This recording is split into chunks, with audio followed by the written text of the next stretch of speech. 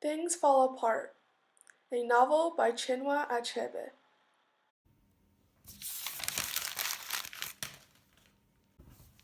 Chinua Achebe's Things Fall Apart is a novel that follows the life of Konkyo, an Igbo man and local wrestling champion of the Nigerian clan of Umofia. Achebe was a Nigerian novelist, poet, professor, and critic. The book is split into 3 sections. First, describing his personal journey, and the next 2 sections introducing the influence of British colonialism and Christian missionaries on the Igbo community. Achebe's writing style incorporates the cadence of the Igbo people, which is seen in his use of dialogue. The type of language that Achebe uses is simple and short, while still getting the point across. With his words, the reader can experience life through Igbo's eyes.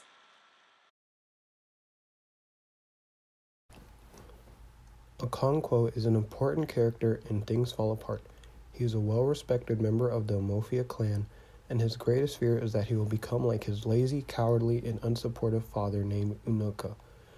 Okonkwo considers Unoka's characteristics feminine because of his passion for playing his flutes. However, Okonkwo has a close friend named Obiarika. Obiarika makes sure Okonkwo is not depressed and he does not suffer financial ruin. Mr. Brown was the first white missionary to travel to Umofia. He appeals respectfully to the tribe's value system.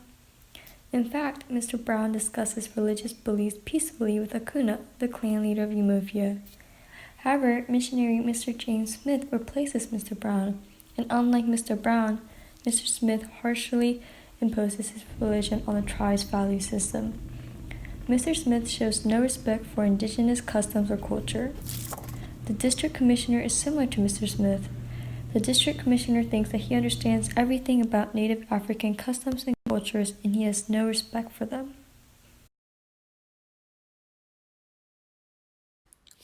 Okonkwo warns his sons not to be like his first son Nwoye, and talks about how perfect his daughter Ezinma would be as a son. He asks her and her sister Obiageli not to get married in Mbanta, but instead wait until they're back in Umofia after his exile. During his return, he becomes disappointed in his clan's disability to prevent the white men and the church from gaining too much influence. He discusses his concerns with his friends Obi Erika, and they tell the story of Anito, who was a man who had his man taken by a white man. When Anito inevitably lost the court case, he killed the white man who had taken his land and was then executed. Okonkwo desires for the white men to leave Umofia. However, everyone else in the town likes them because they have brought trading goods and money to the area. Mr. Brown does everything to keep his flock of converts from harassing the clan, and when he attempts to convert people, he is very polite and logical. Mr. Brown and Akuna have conversations frequently about religion and attempts to convert the others. Mr. Brown uses his new understanding of the Igbo faith to convert people. Okonkwo returns to Umofia the same time Mr. Brown leaves for health reasons. He is sad because his return does not cause a riot. The missionaries are occupying much of the Igbo's thoughts, and Okonkwo spends most of his time lamenting that the formerly warlike men of Umofia have become too soft to resist the Christians. James Smith disapproves of Mr. Brown's tolerant and unorthodox policies and eventually replaces him. Enoch is a convert and he unmasks an Egwugwu during the annual ceremony. This is bad. It is an act equivalent to killing an ancestral spirit. The Egwugwu burn Enoch's church compound, and then they go to James Smith's church and says that they must destroy the church in order to cleanse their village of Enoch's sin. Although James Smith stands his ground, the Egwugwu still burn the church. Okonkwo is finally happy. After the burning of the church, everyone roams around armed. The district commissioner returns to complaints from Mr. Smith and a request to assemble Umofia's leaders. The leaders, including Okonkwo, are tricked and are handcuffed while Ukwimi tells the story of Enoch's crime. The village is required to pay or the leaders will be hung. Hearing the news of her father, Ezinma returns home from her visit to her future in-laws. The 6 leaders are cruelly treated, and the court eventually lets them go after getting the pay. Eventually, Okonkwo and the other 5 are freed from where they were, return to their village along with their machetes. Nzima prepares some food for her father, and his male friends see the whip marks on his back. The village then declares another meeting.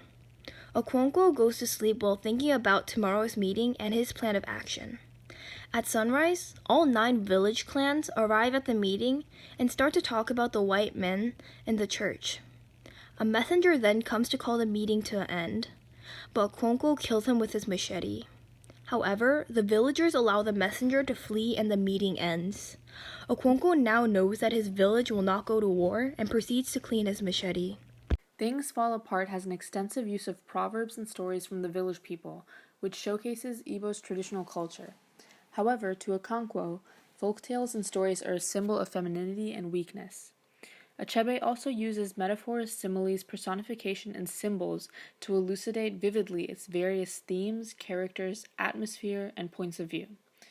The tribal drum was a symbol of unity, and the beats of the drums were a symbol of the metaphoric heartbeat of the entire community. Achebe includes themes of gender, family, religion, and tradition within Things Fall Apart. The conflict between evolution and tradition comes up multiple times in the story.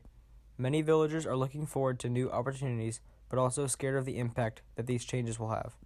Okonkwo is conflicted because he fears losing his masculinity to new religious movements. Achebe also brings light to the fact that without sticking to traditions, their stories and customs would be abolished as English culture begins to drown out the ethnic way of life. The tone throughout the chapters was clear, precise, and empathetic.